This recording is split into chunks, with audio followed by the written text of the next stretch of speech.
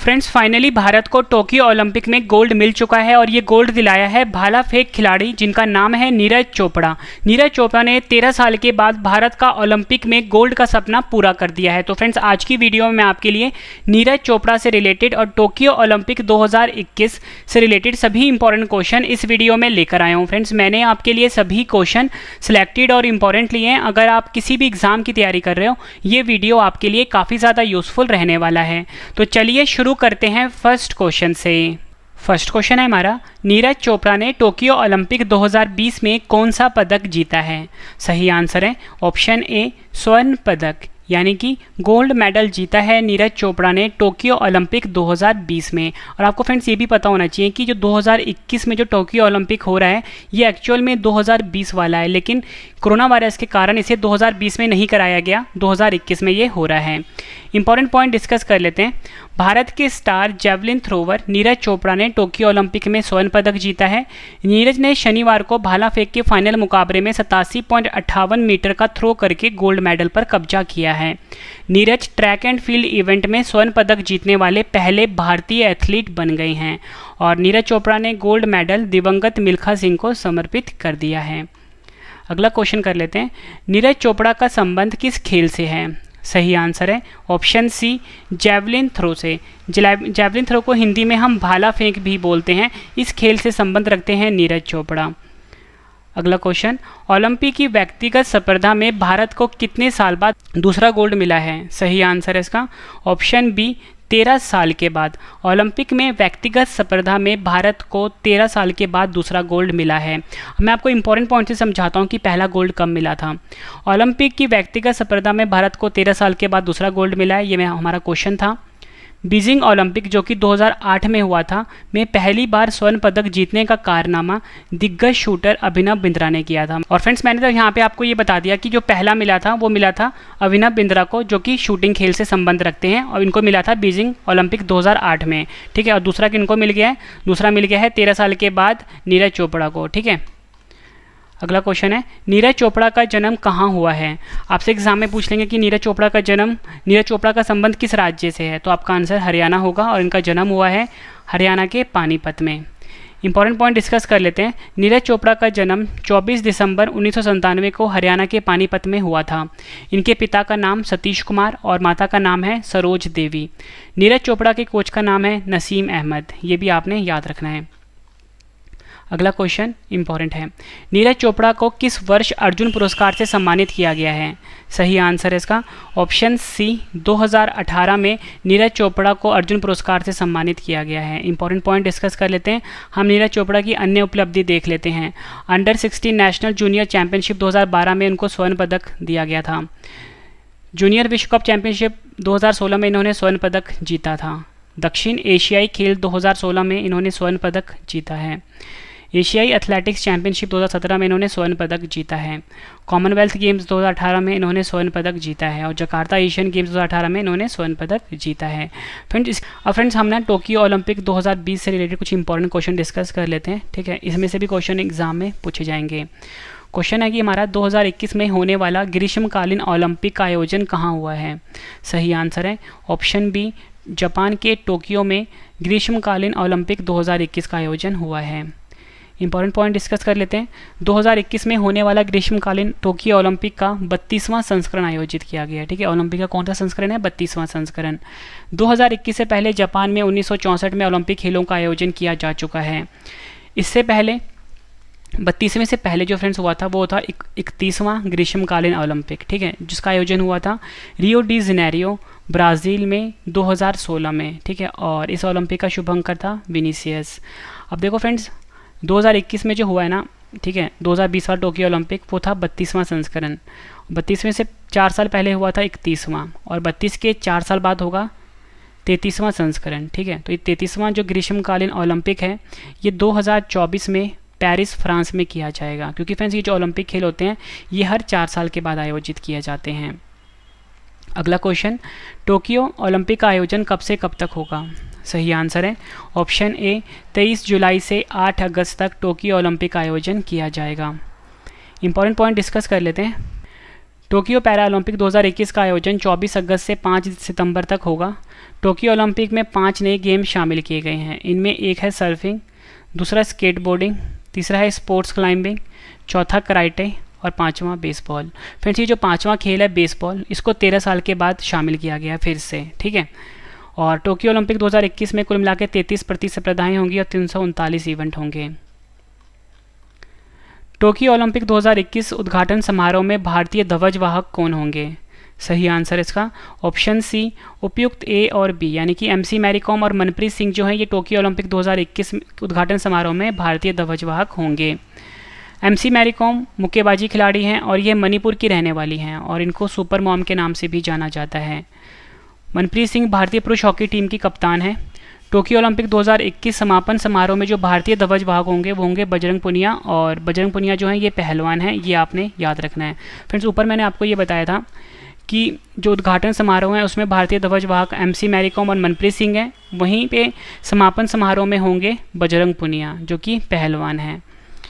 Tokyo Paralympic 2021 उद्घाटन समारोह में जो भारतीय ध्वजवाहक होंगे वो होंगे मारियप्पन थंगवेलु। बात हो रही है अभी पैरालंपिक की, और Mariyappan Thangavelu para high jumper हैं और ये तमिलनाडु के रहने वाले हैं और 2020 में इन्हें खेल रत्न पुरस्कार से सम्मानित किया गया था। अगला क्वेश्चन इंपॉर्टेंट है, टोक्यो ओलंपिक 2021 का शुभंकर क्या है? सही आंसर इसका ऑप्शन ए मिराई तोवा। मिराई तोवा जो है ये टोक्यो ओलंपिक 2021 का शुभंकर है। वहीं अगर हम बात करें टोक्यो पैरालंपिक 2021 के शुभंकर की, वो है सोमाइटी, ये आपने याद रखना है। टोक्यो ओलंपिक 2021 का आदर्श वाक्य क्या है? सही आंसर है option A United bye emotions Tokyo Olympic 2021 का आदर्श वाक्य है। अब फ्रेंड्स देखो, टोक्यो ओलंपिक 2021 से रिलेटेड सभी क्वेश्चन मैंने आपको करवा दिए जो आपके एग्जाम में पूछे जा सकते थे।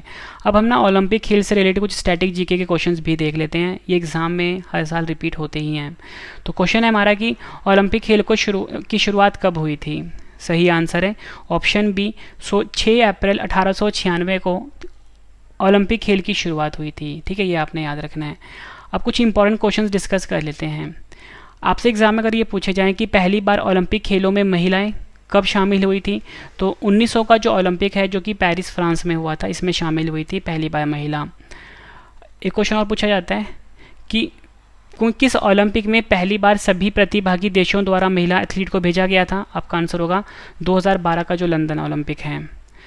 अगला पॉइंट है, यूनानी कैलेंडर के अनुसार प्रथम ओलंपिक 776 ईस्वी पूर्व में ओलंपिया में आयोजित हुए थे। इस कारण से इस खेल का नाम ओलंपिक पड़ा है। अगला क्वेश्चन है हमारा, पहला ओलंपिक खेल का आयोजन कहाँ हुआ था? सही आंसर इसका ऑप्शन बी एथेंस ग्रीस में। एथेंस ग्रीस में पहला ओलंपिक खेल का आयोजन हुआ था। इंपॉर्टेंट पॉइंट डिस्कस कर लेते हैं। पहला शीतकालीन ओलंपिक का आयोजन 1924 में चैमोनिक्स फ्रांस में हुआ था।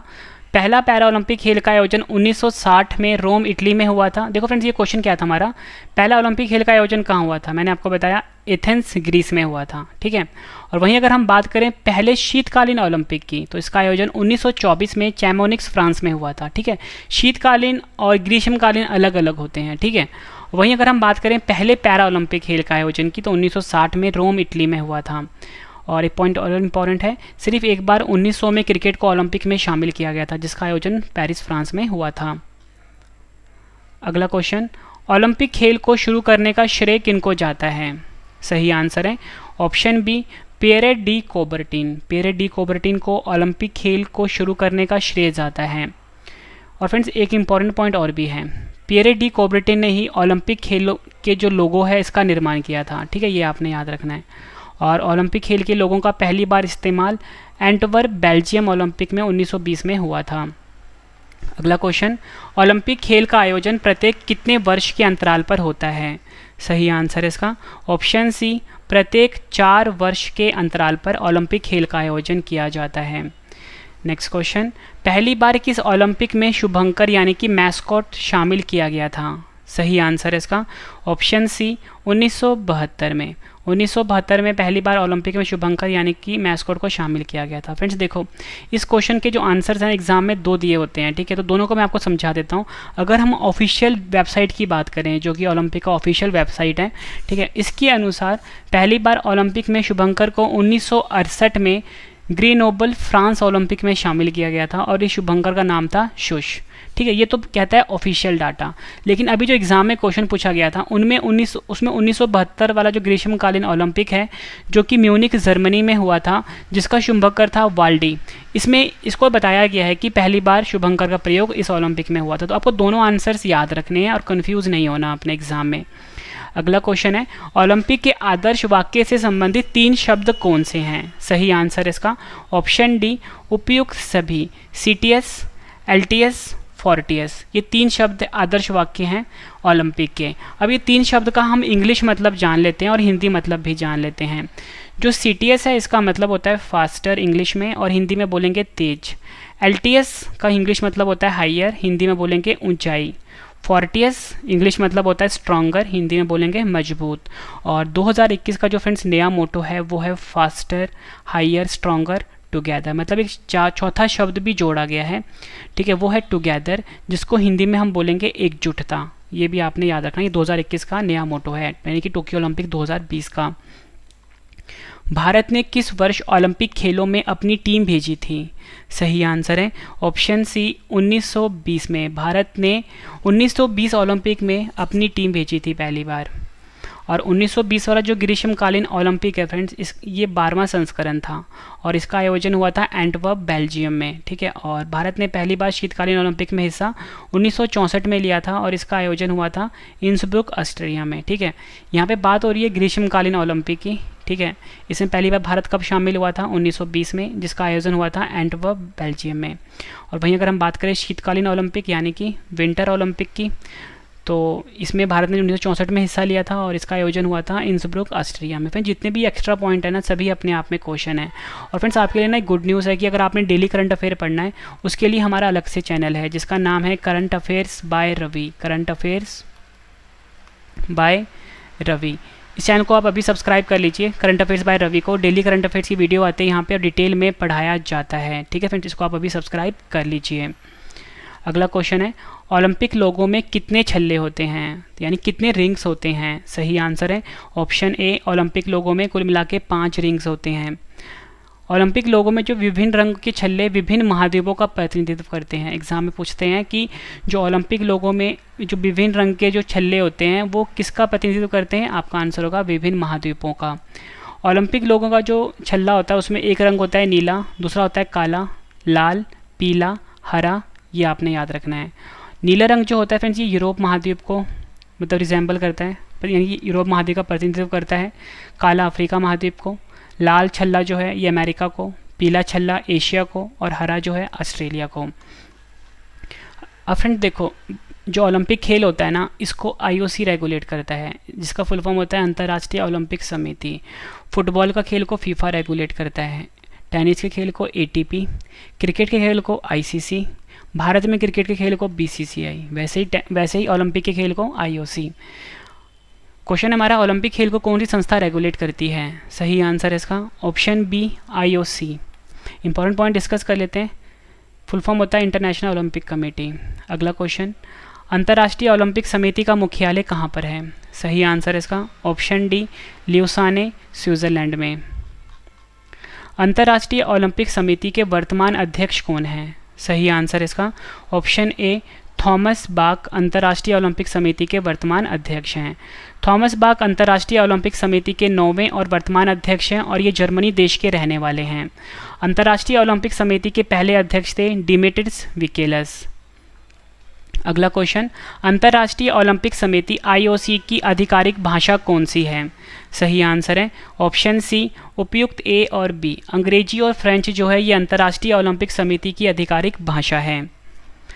आखिरी क्वेश्चन करते हैं इस वीडियो का, अंतर्राष्ट्रीय ओलंपिक समिति के सदस्य देश कितने हैं? सही आंसर है ऑप्शन बी, 105 सदस्य देश हैं अंतर्राष्ट्रीय ओलंपिक समिति के। फ्रेंड्स मैंने आपको ये 23 क्वेश्चन करवाए, मोस्ट इंपॉर्टेंट रिलेटेड थे और टोक्यो ओलंपिक 2021 से और नीरज चोपड़ा से रिलेटेड। फ्रेंड्स अगर आपको ये वीडियो पसंद आई है, वीडियो को लाइक और शेयर ज़रूर करिएगा, कम से कम अपने 10 फ्रेंड के साथ भी शेयर ज़रूर करना। और फ्रेंड्स ये वीडियो कंप्लीट हो चुकी है। अब आपके लिए फ्रेंड्स कुछ इंपॉर्टेंट इन्फॉर्मेशन है। सबसे पहले इन्फॉर्मेशन ये है कि अगर आपने सभी क्वेश्चन बाद में पढ़ने हैं तो मेरे वेबसाइट पर आप जाके पढ़ सकते हो। फ्रेंड्स जो मेरा वेबसाइट है उसका नाम है Ravi study IQ GK। ravistudyIQgk.com, ठीक है, यहाँ पे जाके आप पढ़ सकते हो बाद में। एक और इम्पॉर्टेंट इन्फॉर्मेशन है कि डेली करंट अफेयर का चैनल लॉन्च हो चुका है जिसका नाम है करंट अफेयर्स बाय रवि। यहाँ पे लिख देता हूँ करंट अफेयर्स बाय रवि। और अगर आपने इन सभी क्वेश्चन का टेस्ट लगाना है तो वो है Ravi GK quiz, Ravi GK quiz, यहाँ पे जाके आप टेस्ट लगा सकते हो। ठीक है फ्रेंड्स, और जल्दी हमारी बुक भी लॉन्च होने वाली है जीके की। अगर आप किसी भी एग्ज़ाम की तैयारी कर रहे हो तो ये बुक काफ़ी ज़्यादा यूज़फुल रहेगी। तो मिलते हैं फ्रेंड्स अब हम नेक्स्ट वीडियो में। Thank you and wish you all the best.